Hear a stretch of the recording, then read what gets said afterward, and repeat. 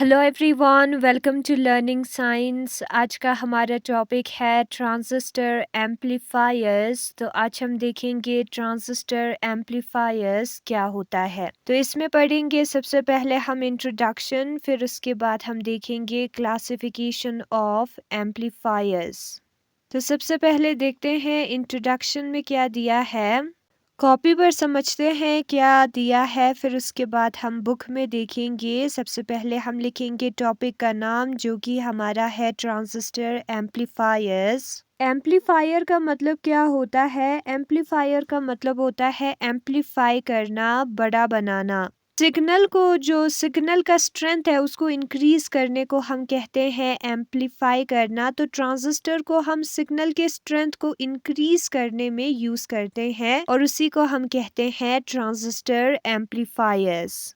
फिर उसके बाद दिया है क्लासिफिकेशन ऑफ एम्पलीफायर्स। एम्पलीफायर्स का क्लासिफिकेशन, एम्पलीफायर्स को अलग अलग टाइप में क्लासिफाई किया है, अलग अलग बेसिस पर। सबसे पहला है हमारा क्लासिफिकेशन अकॉर्डिंग टू यूज के हिसाब से एम्पलीफायर्स को अलग अलग टाइप्स में क्लासिफाई किया गया है। फिर दूसरा है हमारा क्लासिफिकेशन अकॉर्डिंग टू ऑपरेशन के हिसाब से भी हमने एम्पलीफायर्स को अलग अलग पार्ट्स में क्लासिफाई किया है। और तीसरा है हमारा क्लासिफिकेशन अकॉर्डिंग टू फ्रीक्वेंसी के हिसाब से भी एम्पलीफायर्स को अलग अलग टाइप्स में क्लासिफाई किया है, फ्रीक्वेंसी रेंज के हिसाब से, फ्रीक्वेंसी रेंज ऑफ ऑपरेशन के हिसाब से।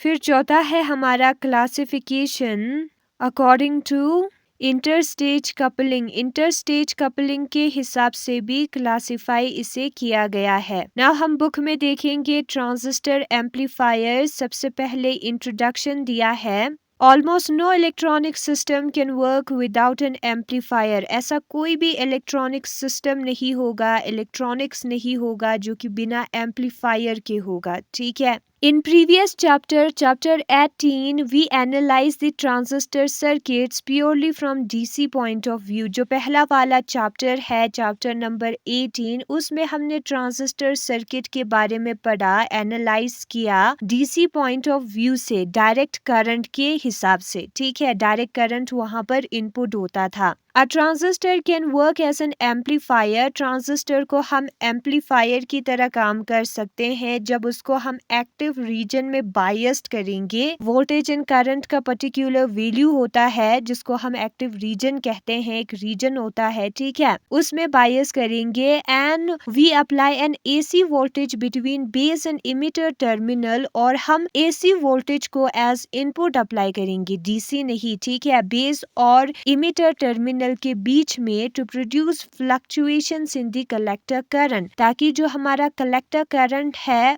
उसमें फ्लक्चुएशंस आए, चेंजेस आए। एसी वोल्टेज हमें इमिटर और बेस वाले टर्मिनल पर अप्लाई करना है, उससे जो है कलेक्टर करंट में चेंजेस आ जाएगा और यहाँ पर बाइसिंग जो है वो एक्टिव रीजन में होगा। An amplified output signal is obtain, और एम्पलीफाइड बड़ा किया गया आउटपुट सिग्नल हमें तब मिलेगा जब ये फ्लक्चुएटिंग कलेक्टर करंट जो है वो एन कलेक्टर रेजिस्टेंस आरसी से पास होगा। ये जो इमिटर और क्या है बेस वाला साइड है, वहां पर हम इनपुट लगाएंगे और कलेक्टर वाले साइड से आरसी के थ्रू हमें जो है क्या मिलेगा, एम्पलीफाइड आउटपुट सिग्नल मिलेगा। इंक्रीज हुआ स्ट्रेंथ में आउटपुट सिग्नल मिलेगा। When the input signal is so weak as to produce small fluctuations in the collector current as compared to its quiescent value, लेकिन जब इनपुट सिग्नल बहुत कमजोर होता है तो कम फ्लक्चुएशंस जो है कलेक्टर करंट में प्रोड्यूस होता है। ठीक है, क्विसेंट वैल्यू के कंपैरिजन में। तो जो एम्पलीफायर है उसको हम उस केस में स्मॉल सिग्नल एम्पलीफायर कहेंगे जब इनपुट सिग्नल वीक होगा।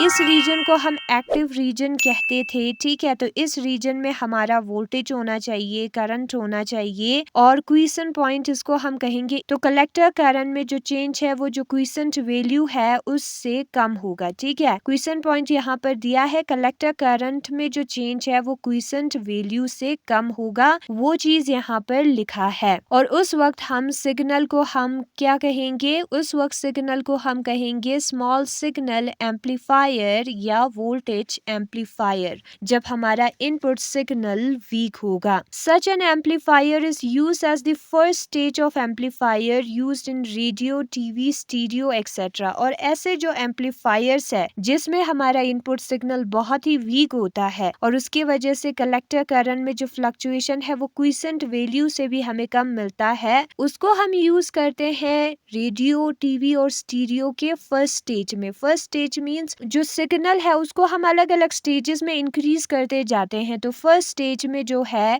जो रेडियो होता है, टीवी होता है, स्टीरियो होता है, उसमें हम ये जो स्मॉल सिग्नल एम्पलीफायर है उसको यूज करते हैं। फिर उसके बाद लिखा है क्लासिफिकेशन ऑफ एम्पलीफायर्स। एम्पलीफायर्स को अलग अलग तरीकों के हिसाब से जैसे हम उसको यूज करते हैं क्लासिफाई किया गया है। ऑपरेशन के हिसाब से वो कैसे ऑपरेट होता है उसके हिसाब से भी एम्पलीफायर को क्लासिफाई किया गया है। फ्रीक्वेंसी रेंज ऑफ ऑपरेशन, किस फ्रीक्वेंसी के रेंज पर ये ऑपरेट करता है उसके हिसाब से क्लासिफाई किया गया है। और इंटरस्टेज कपलिंग, कपलिंग के हिसाब से भी एम्पलीफायर्स को क्लासिफाई किया गया है। तो सबसे पहले हम देखेंगे यूज के हिसाब से एम्पलीफायर्स का क्लासिफिकेशन। यूज के हिसाब से एम्पलीफायर्स को वोल्टेज एम्पलीफायर्स और पावर एम्पलीफायर्स में क्लासिफाई किया गया है यूज के हिसाब से। ठीक है, तो सबसे पहले हम देखेंगे वोल्टेज एम्पलीफायर्स क्या होता है। ए हमारा है वोल्टेज एम्पलीफायर्स और दूसरा है हमारा पावर एम्पलीफायर्स। वोल्टेज एम्पलीफायर वो एम्पलीफायर होता है जिसमें जो मैग्नीट्यूड है आउटपुट वोल्टेज का वो ज्यादा होगा इनपुट वोल्टेज से। इसमें इनपुट वोल्टेज का मैग्नीट्यूड इंक्रीज होगा, वोल्टेज में इंक्रीज होगा। ठीक है, as a matter of fact जो रेशियो होगा output voltage to the input voltage, जो डिवीजन है output voltage to input voltage, वो हमें एम्पलीफिकेशन देगा या गेन ऑफ एम्पलीफायर देगा, जिसको हम ए का मतलब गेन होता है, वी का मतलब वोल्टेज, उससे डिनोट करते हैं। और वो जो है beta RC upon R input के बराबर होगा। RC आउटपुट है हमारा। ठीक है,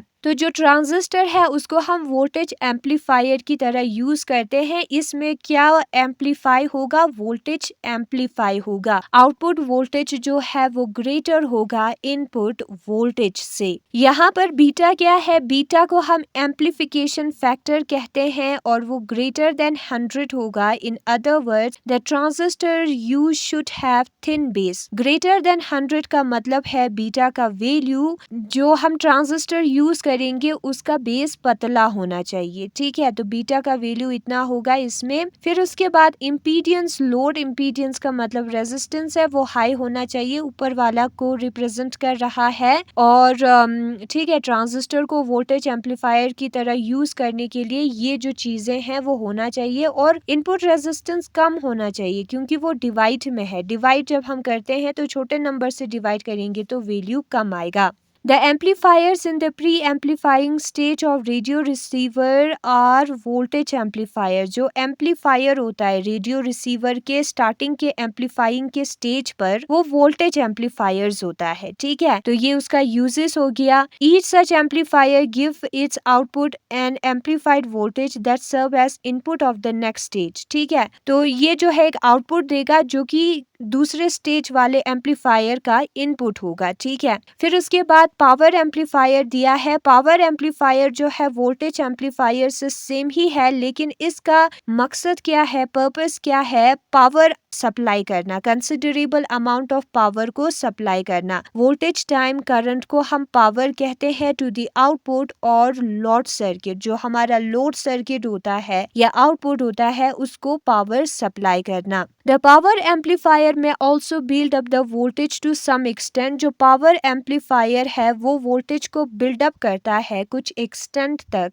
but this is of secondary interest. ठीक है, ये वोल्टेज को भी इंक्रीज करता है लेकिन ये जो वोल्टेज में इंक्रीज है वो सेकेंडरी इंटरेस्ट का है, वो हमारे किसी काम का नहीं, सेकेंडरी काम का है, ठीक है। Since the power amplifiers handle large current, अब पावर एम्पलीफायर में बहुत ही लार्ज करंट्स होगा क्योंकि हम पावर के साथ डील कर रहे हैं, ठीक है। तो इसमें क्या होना चाहिए, इसमें जो बीटा है वो कम होना चाहिए 20 से लेकर 50 तक, यानी कि बेस जो है वो मोटा होना चाहिए। और दूसरा जो है इसका साइज बड़ा होना चाहिए ताकि जो हीट है उसको डिसिपेट हम कर सके, उसको कम कर सके। जब साइज बड़ा होगा तो हीट जो है स्प्रेड हो जाएगा, कम हो जाएगा ट्रांजिस्टर के ऑपरेशन के वक्त। तो ये है हमारा ट्रांजिस्टर का क्लासिफिकेशन यूज के हिसाब से। एक है हमारा वोल्टेज एम्पलीफायर्स और दूसरा है हमारा पावर एम्पलीफायर्स। और यहाँ पर जो गेन ऑफ एम्पलीफायर है वो भी दिया है, तो आपको समझ में आ गया होगा। वोल्टेज में वोल्टेज एम्पलीफाई होगा, पावर में पावर एम्पलीफाई होगा। यूज क्या है, इसमें हमें हाई वोल्टेज मिलता है, इसमें हमें हाई पावर मिलता है।